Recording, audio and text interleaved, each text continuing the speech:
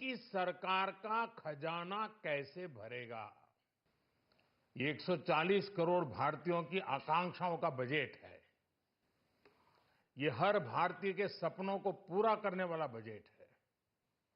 आज भारत की विकास यात्रा का एक महत्वपूर्ण पड़ाव है। हमने कई सेक्टर्स युवाओं के लिए खोल दिए हैं।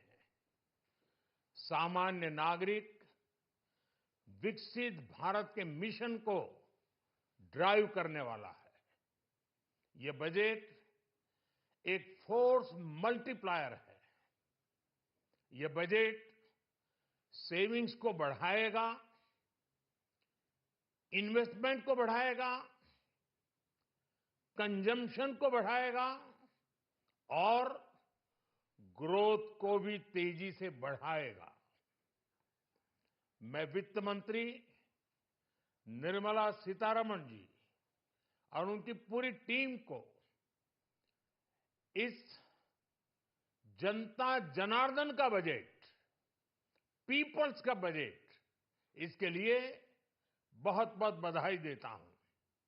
साथियों, आमतौर पर बजट का फोकस इस बात पर रहता है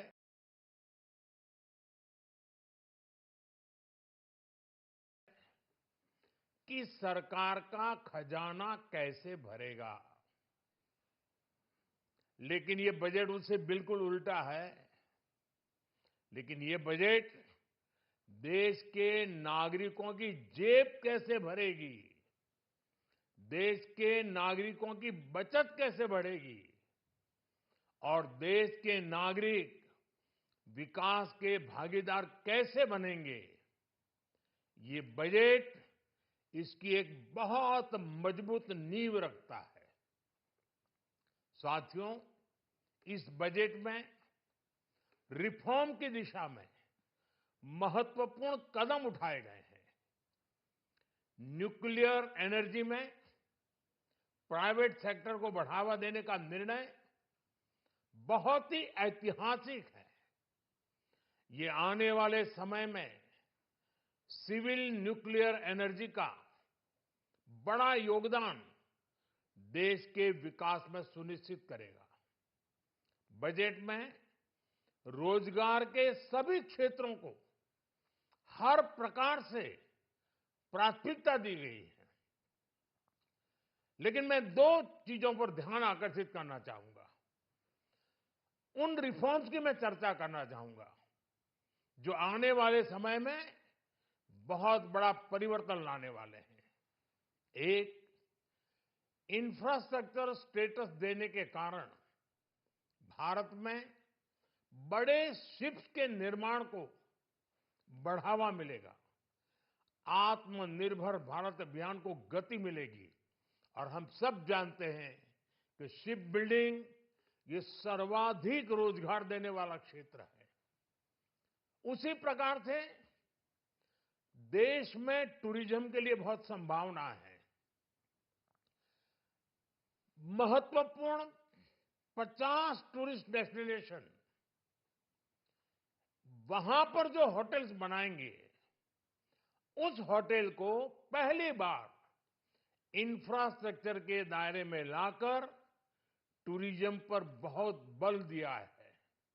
इससे हॉस्पिटैलिटी सेक्टर को, जो रोजगार का बहुत बड़ा क्षेत्र है, और टूरिज्म जो रोजगार का सबसे बड़ा क्षेत्र है, एक प्रकार से चारों तरफ रोजगार के अवसर पैदा करने वाला एक क्षेत्र को ऊर्जा देने वाला काम करेगा।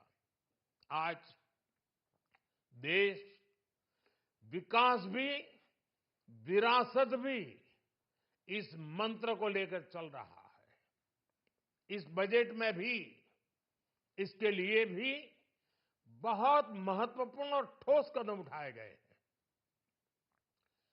1 करोड़ पांडुलिपियों के लिए संरक्षण के लिए, मैन्युस्क्रिप्ट के लिए ज्ञान भारतम मिशन लॉन्च किया गया है। साथ ही भारतीय ज्ञान परंपरा से प्रेरित एक नेशनल डिजिटल रिपोजिटरी बनाई जाएगी। यानी टेक्नोलॉजी का भरपूर उपयोग किया जाएगा और हमारा जो परंपरागत ज्ञान है उसमें से अमृत निचोड़ने का भी काम होगा। साथियों, बजट में किसानों के लिए जो घोषणा हुई है वो कृषि क्षेत्र और समूची ग्रामीण अर्थव्यवस्था में नई क्रांति का आधार बनेगी। पीएम धन धान्य कृषि योजना के तहत 100 जिलों में सिंचाई और इंफ्रास्ट्रक्चर का डेवलपमेंट होगा। किसान क्रेडिट कार्ड की लिमिट 5 लाख तक होने से उन्हें ज्यादा मदद मिलेगी। साथियों, अब इस बजट में 12 लाख रुपए तक की आय को टैक्स से मुक्त कर दिया गया है।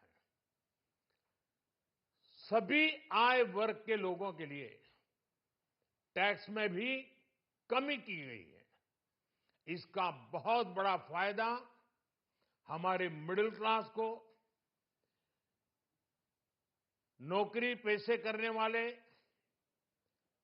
जिनकी आय बंधी हुई है ऐसे लोगों को, मिडिल क्लास को इससे बहुत बड़ा लाभ होने वाला है। उसी प्रकार से जो नए नए प्रोफेशन में आए हैं, जिनको नए नए जॉब मिले हैं, इनकम टैक्स की ये मुक्ति उनके लिए एक बहुत बड़ा अवसर बन जाएगी। साथियों, इस बजट में मैन्युफैक्चरिंग पर 360 डिग्री फोकस है ताकि एंटरप्रेन्योर्स को, एमएसएमईज को, छोटे उद्यमियों को मजबूती मिले और नई जॉब पैदा हो। नेशनल मैन्युफैक्चरिंग मिशन से लेकर clean tech, leather, footwear, toy industry जैसे अनेक सेक्टर्स को विशेष समर्थन दिया गया है। लक्ष्य साफ है कि भारतीय प्रोडक्ट्स ग्लोबल मार्केट में अपनी चमक बिखेर सके। साथियों, राज्यों में इन्वेस्टमेंट का एक वाइब्रेंट कॉम्पिटिटिव माहौल बने, इस पर बजट में विशेष जोर दिया गया है। एमएसएमईज और स्टार्टअप के लिए क्रेडिट गारंटी को दोगुना करने की घोषणा भी हुई है। देश के एससी, एसटी और महिला जो नए उद्यमी बनना चाहते हैं उनको 2 करोड़ रुपए तक के लोन की योजना भी लाई गई है और वो भी बिना गारंटी। इस बजट में न्यू एज इकोनॉमी को ध्यान में रखते हुए गीग वर्कर्स के लिए बहुत बड़ी घोषणा की गई है। पहली बार गीग वर्कर्स का ई श्रम पोर्टल पर रजिस्ट्रेशन किया जाएगा। इसके बाद इन साथियों को स्वास्थ्य सेवा और दूसरी सोशल सिक्योरिटी स्कीम्स का लाभ मिलेगा। ये डिग्निटी ऑफ लेबर, इसके प्रति, श्रम एव जयते के प्रति सरकार के कमिटमेंट को दर्शाता है। रेगुलेटरी रिफॉर्म से लेकर फाइनेंशियल रिफॉर्म्स, जन विश्वास 2.0 जैसे कदमों से मिनिमम गवर्नमेंट और ट्रस्ट बेस्ड गवर्नेंस के हमारे कमिटमेंट को और बल मिलेगा। साथियों, ये बजट न केवल देश की वर्तमान आवश्यकताओं को ध्यान में रखता है बल्कि हमें भविष्य की तैयारी करने में भी मदद करता है। स्टार्टअप के लिए deep tech fund, geospatial mission और न्यूक्लियर एनर्जी मिशन ऐसे ही महत्वपूर्ण कदम है।